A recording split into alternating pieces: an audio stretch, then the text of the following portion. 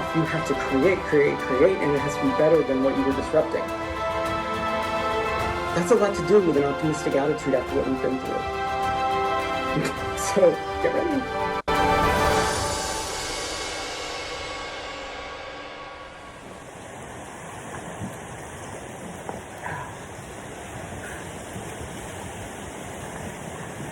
There's a rock, right?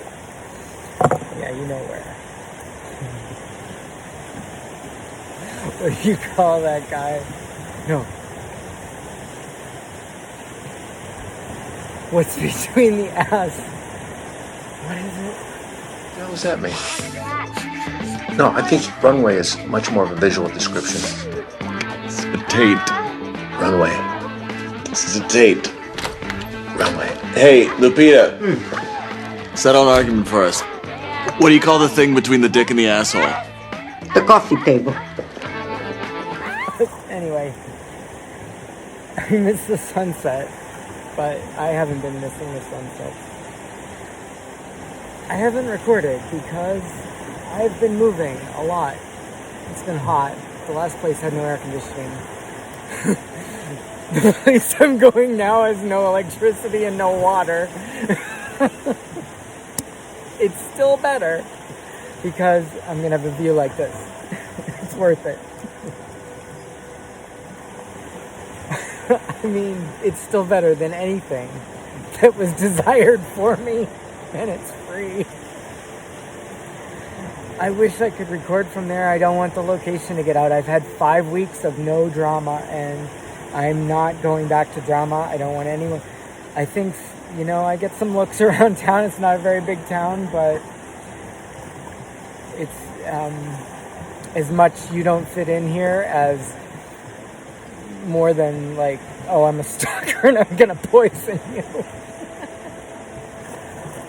So I'm just gonna lay low a little longer, and I'm gonna stay really still because it's hot and there'll be no air conditioning, obviously.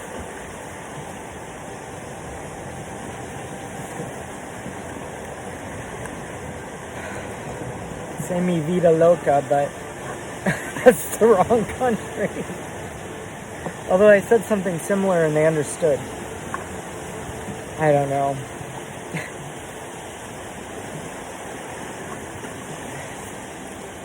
So many... I was just thinking, like, spiritually, coming out of the closet as spiritual has been more dramatic, I think, than coming out as gay in the 90s or 2000s or whenever. I did it twice, probably. You can't just do one thing once and get it over with. It's like a constant thing.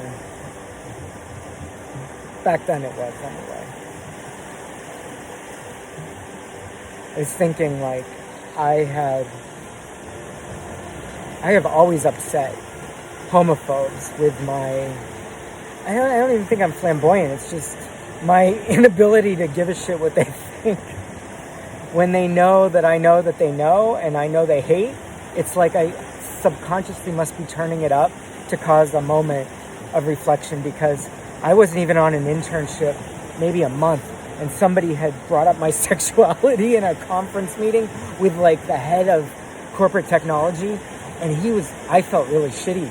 Like, this is me. Like, he screamed at me, and like there's this whole situation that was witnessed by 5 people, and like he got fired 2 days later, and I got pulled into this. I don't even know who she's the head of the whole floor. Like, this was before politics for me. She was in charge of the whole, like, that part of corporate technology, and she had been there like 30 years, and she was like, "Is this satisfactory to you?" And I was dumbfounded. Like, that is not what I wished for him. But I saw I saw the hate in his eyes, and people that are homophobes are unfortunately homophobes sometimes because their own insecurity and their own doubts and their own latent homosexual tendencies. This is less and less now, but it does fit still. I call it the pre-Will and Grace era. And there's a lot of people that watch Will and Grace just to see Karen. So that was the excuse, Oh, I can laugh at it because Karen's funny. But there were there were 2 like that in my life before I was 19.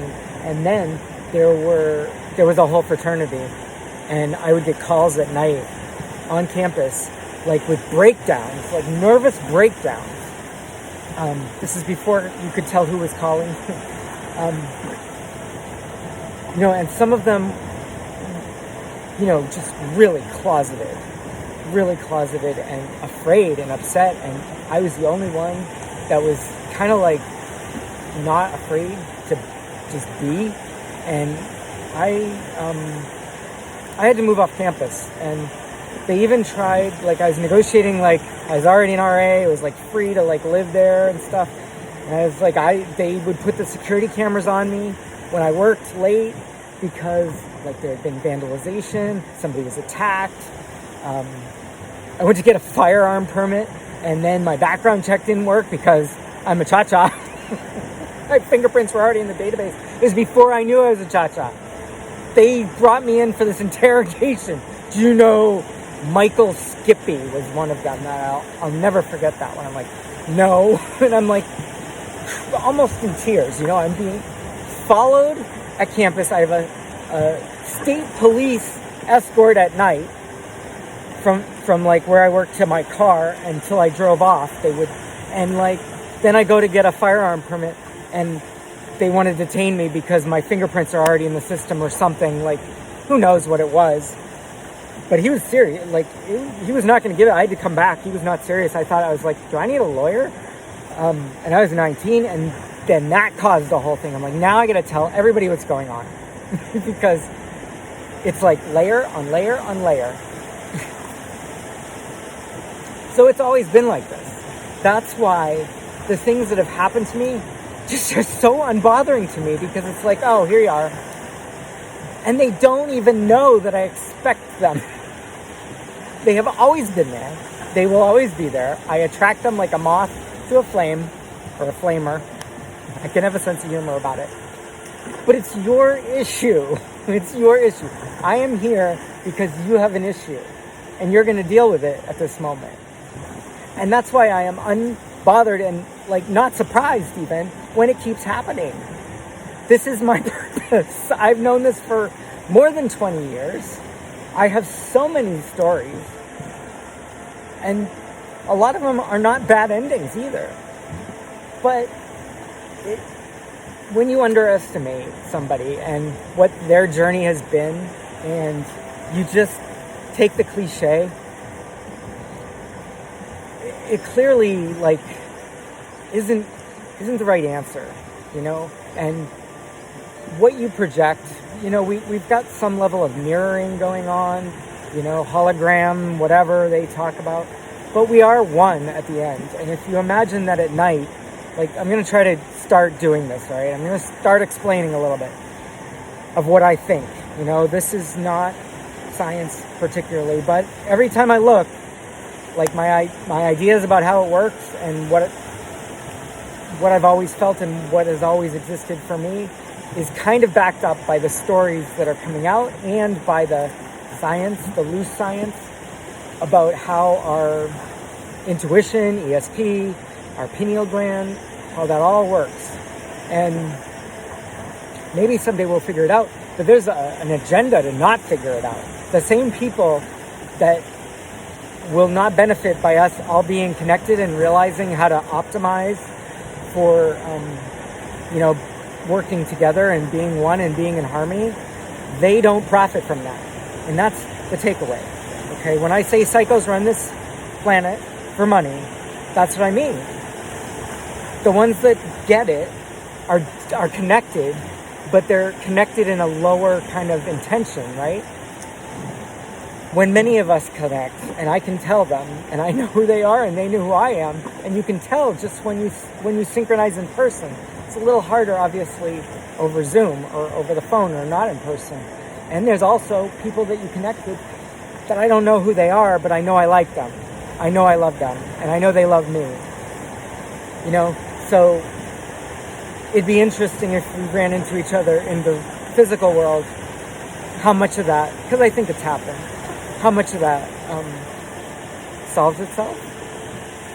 what we attract is what is looking for us. So that's one of the things. So if we're in our authentic self, and the other person, the other being is in their authentic self, synchronizations and the energies can reconcile and find each other. And I believe they can do it in physical too. Obviously, if we have a bunch of barriers up and we're not really being who we are maybe in day to day, which sometimes you can't, all right? You can't go around hugging and kissing everyone, saying everything's okay, because it's not. But more and more people are awake, waking up. And the younger generation never really were asleep the way the older generation was. And that is genetic. So you can go down this whole rabbit hole of DNA and, how did it happen like this and why did it happen? But everybody's got to figure it out for themselves, because you won't believe it if somebody just projects it to you. You have to learn it for yourself. You have to feel it for yourself. And some of it is, individualized. What I say is not going to resonate. Some people are much more asleep because of physical things and dietary things. And I am not saying I am good at diet, but my diet has changed. And my, I'm not against alcohol, but I won't drink. Like I used to be able to drink, all right? I'm 25% Irish maybe, I think, and 55% Italian, and then a mix of the rest. But I could drink, and I mean Jack Daniels, Long Island iced teas. I could drink 7 of them and be fine, walk home fine. But that changed, and it's poison to the internal workings up here. Like in your brain, there are crystals that literally kind of energize and light up when you get to a spiritual level of function, and alcohol is like poison to that. You have to imagine just what I've just said there, right? Prohibition happened, and I was interested to find out that it wasn't just in the U.S. It was like more than the U.S. So people knew something, all right? Before we got all programmed and the agendas all started, and I think it was like the Depression, right? And the end of the last World Fair is always a marker when you talk about the ingenuity just kind of disappeared for a while. It's not conspiracy. It happened, right? And then I think there might have been an attempt to let's remember how to not shut down, and prohibition started. But that could have been reverse psychology too, right? We'll take the alcohol away so they'll want it. And, marijuana being on the narcotic list, the controlled substance list, rather, as a class 1, right next to all the awful medicines and drugs that are really controlled. That is not, an accident. The fact that federally in the U.S., it's still you can't have a bank account, I don't think still. You couldn't for 10 years at least. I don't know, I haven't checked lately. But all these distributors, they can't legally take money from growing and selling and putting it into a federally insured bank account, right? So we've come a long way, but we haven't, right? Like the gunk is still there. Like all of the laws are kind of still there a little bit, and even if it's acceptable, there's kind of a but, and then the but varies depending on where you are and what state you're in, and and what jurisdiction respects federal tradition, let's call it. And it's my belief that I'm not a big user of that, but I believe that turns this back on, and alcohol turns this back off. And there's a bunch of other chemicals that I have no idea. I'm sure preservatives, all that stuff, right?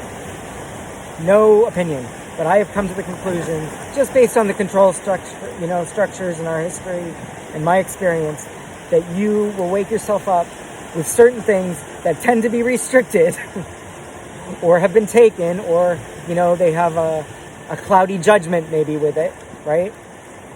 And I'm not saying anything is okay or right. But judging it based on what's written as the letter of the law and tradition and what existed before, we have to question, because there's motives there. And if they want to keep you to sleep, they will poison your water with fluoride. They will, that's real. Okay. And it's not even good fluoride. It's like hexachromia, something. It's like a fertilizer derivative in some cases. It is not like to drink. It's not to drink. And it may not even be to wash in. It may not be good to wash in. I don't know. I don't live there anymore. And where I live and where I lived in Europe, they do not put it in. And that will tell you something right there. I mean, there's a lot of differences, but health-wise,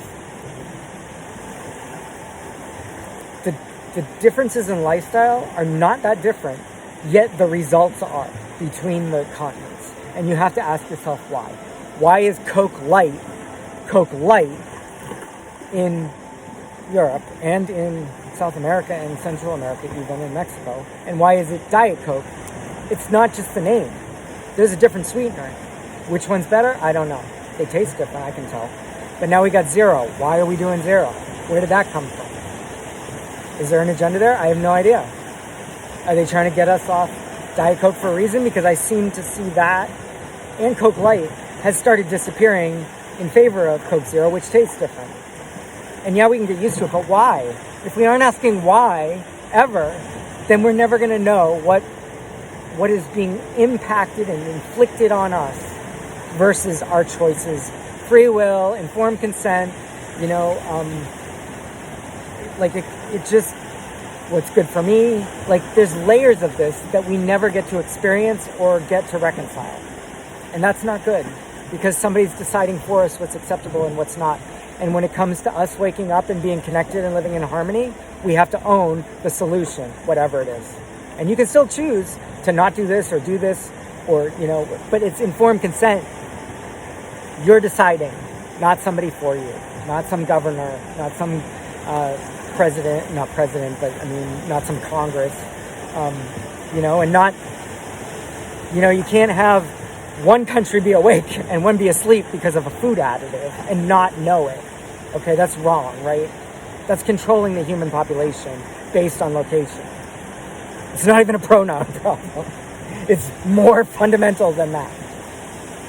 It's getting dark.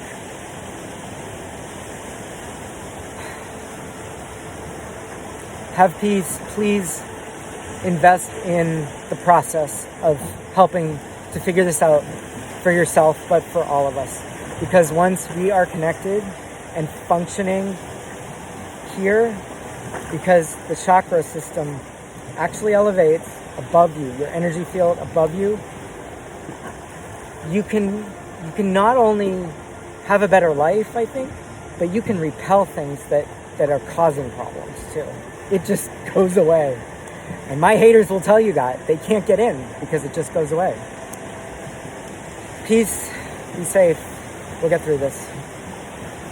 There are churches everywhere. There are just churches in this whole country as a church. And then there's one in the train station too. Can't we get extra Johns?